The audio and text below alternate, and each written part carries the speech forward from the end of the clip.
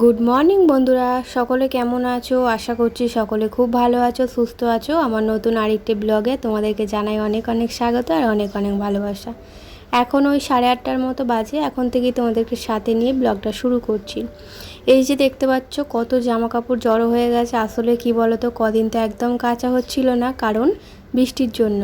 তো বৃষ্টি তো কয়েকদিন ধরে অনবরত হয়েই আসছিলো, তাই জন্য এত কিছু জমে গেছে। তো কয়েকটা জমেছিল আর কয়েকটা কালকে অ্যাড হয়েছে। তো কালকে গিয়েছিলাম ননদদের বাড়ি, তো সেই সব জামা কাপড়গুলো আর কি এর সঙ্গে আজকে একবারে কেচে নেব। তো আজকে প্রচুর রোদ্দুর বেরিয়েছে, তাই জন্য সব জামা কাপড় একবারে কেচে নেব।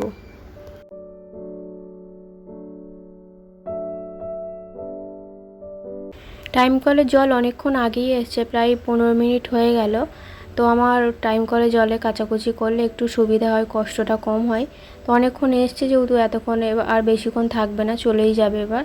তো তাই তাড়াতাড়ি করে আর কি কাচাকুচিগুলো করে নিচ্ছিলাম। এর আগে করতে পারতাম, কি বলো তো, আমার হাজব্যান্ড বেরোয়নি বলে কোনো রকম কাচাকুচি করতে পারছিলাম না। যেহেতু এই গেটের সামনেটায় একদম টাইম কলটা আছে, আমি যদি এখানটা সব নিয়ে বসে পড়ি তো যাতায়াতের অসুবিধা হবে। তাই জন্য বেরিয়ে যাওয়ার পরেই এখন এই যে কাচাকুচিগুলো করব।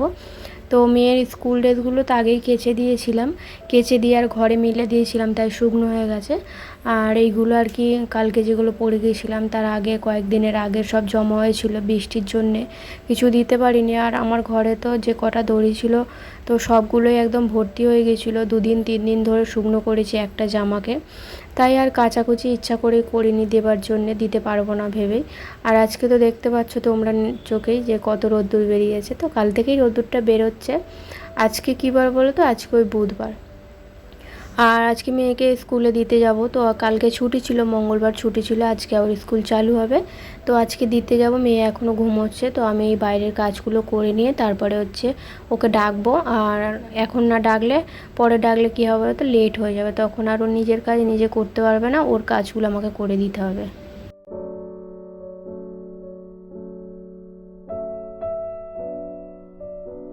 এই যে দেখো এখনও ঘুমোচ্ছে, তো ডাকাডাকি করছি অনেকক্ষণ থেকে। আর এই জামা কাপড়গুলো বিছানার কোণে জড়ো হয়েছিল, তো এগুলো গুছিয়ে রাখছি, কারণ এখনও তো অনেক জামা কাপড় গোছাতে আছে। তো ওগুলোতে এইমাত্র কেচে দিয়েছি, শুকনো হলে তারপরে গুছিয়ে রাখবো। আর গুছিয়ে না রাখলে তো এত জিনিসপত্র মানে রাখার অসম্ভব ব্যাপার, তাই গুছিয়ে রাখছি। আবার ওগুলো শুকনো হলে ওগুলো গোছাবো। তো দেখো আজকে কিন্তু অনেক লেট লেট করে আর কি সকালের কাজ ধরছি। 8:30 থেকে দেখতে পেলে তোমরা সকালের কাজে হাত দিলাম, তাও কিন্তু আমি সময়ের মধ্যে সমস্ত কাজ গুছিয়ে করে ফেলি। তো লেটে হলেও আমি ঠিক গুছিয়ে সময়ের মধ্যে করে নিই। তো এই জামা কাপড়গুলো বাবুরগুলো এদিকে রাখছি, আর আমার তো জামা কাপড় সব বাইরে থাকে এই র্যাকটার মধ্যে। আমার হাজব্যান্ডের গামছা তো এই র্যাকটার মধ্যে থাকে, বাকি যা মেয়ের থাকে সব ওগুলো ঘরে রাখি।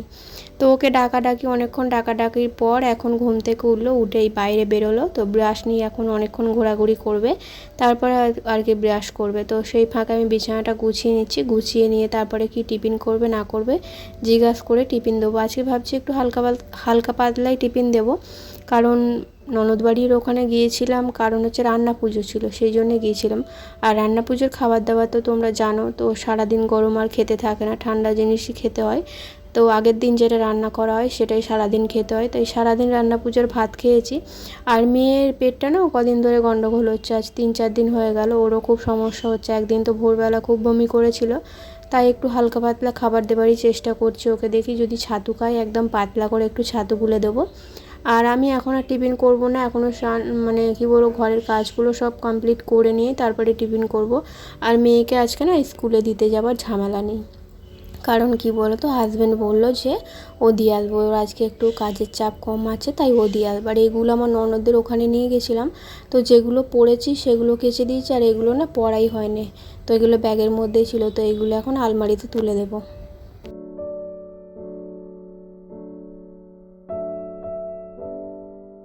একটা ব্যাগ তো গুছিয়ে রাখলাম বার করে, আর এই ব্যাগটাই আছে আমার শাড়ি। তো আমার ননদ কালকে দিয়েছে, তো আমি আসার সময় আমার হাতে দিয়ে দিয়েছিল, পুজোর আর কি কেনাকাটা। তো সারা জীবন হাত পেতে নিই, খারাপ লাগে।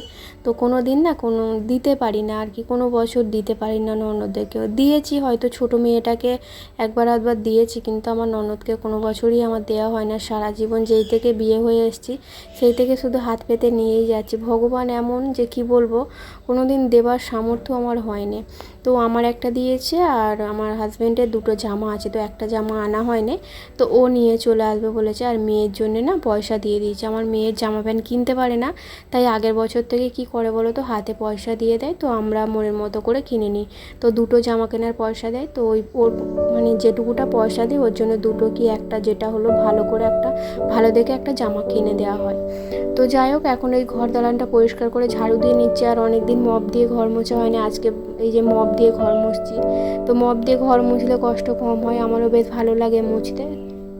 তো যাই হোক, ঘরটা এখন মুছে নেব। ঘর দালান সব পরিষ্কার করে ঝাড়ু দিয়ে নিয়েই তারপরে মুছছি।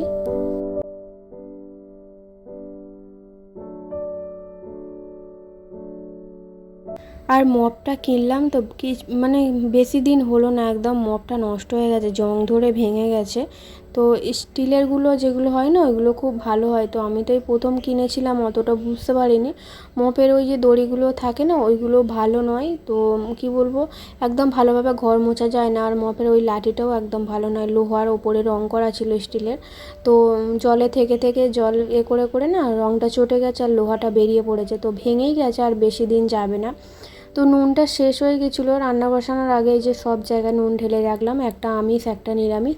এইটা তো আমার নিরামিষের কৌটো, তোমরা জানো সব কিছু মানে আমার প্রতি শনিবার নিরামিষ হয় বলে খুব অসুবিধা হয় বলে রান্নার এতে, তাই জন্য আলাদা করে রেখেছি। আর মেয়ে এই স্নান টান করে এলো, আর ওকে এই যে টিফিন দেবো। আর আজকে টিফিন তো খাওয়া হয়ে গেছে, ছাতু খেয়েছে।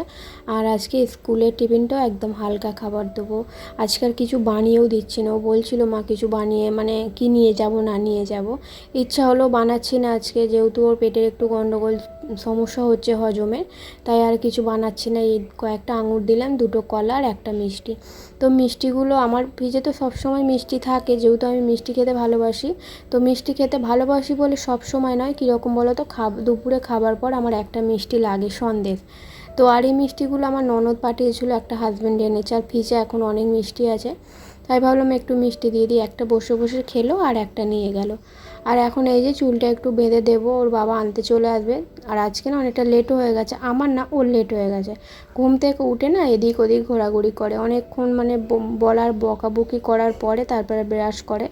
তাই আজকে লেট হয়ে গেছে, তাড়াতাড়ি করছি, চুলটা বেঁধে দিচ্ছি, বেঁধে দিয়ে ওর বাবা আনতে চলে আসবে, এসে নইলে আবার দাঁড়িয়ে থাকবে।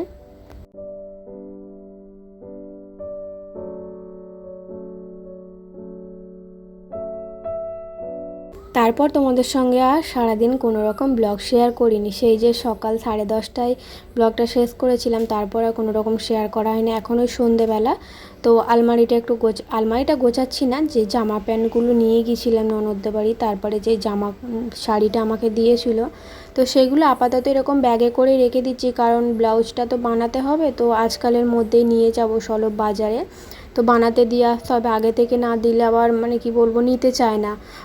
আমি যেখানে তৈরি করি না সেখানে প্রচুর মানে লোক দিয়ে যায়, তাই ওর সময় হয় না, তাই নিতে চায় না। তাই ভাবছি যে আজকালের মধ্যে আগে দিয়ে আসবো। আর এই যে সকালে যা কেচেছিলাম না সব শুকনো হয়ে গেছে, শুধুমাত্র একটা জিনিস শুকনো হয় না, আমার মেয়ের একটা জামা, তো সেটা আমি দড়িতে মেলে রেখেছি ঘরের মধ্যে। আর যা শুকনো হয়ে গিয়েছিলো সব এখানে, তারপরে আলমারিতে সব গুছিয়ে রাখলাম, নতুনগুলো আলমারিতে রাখলাম, আর যেগুলো ডেলি পরার সেগুলো এই র্যাকটার মধ্যে গুছিয়ে রাখলাম।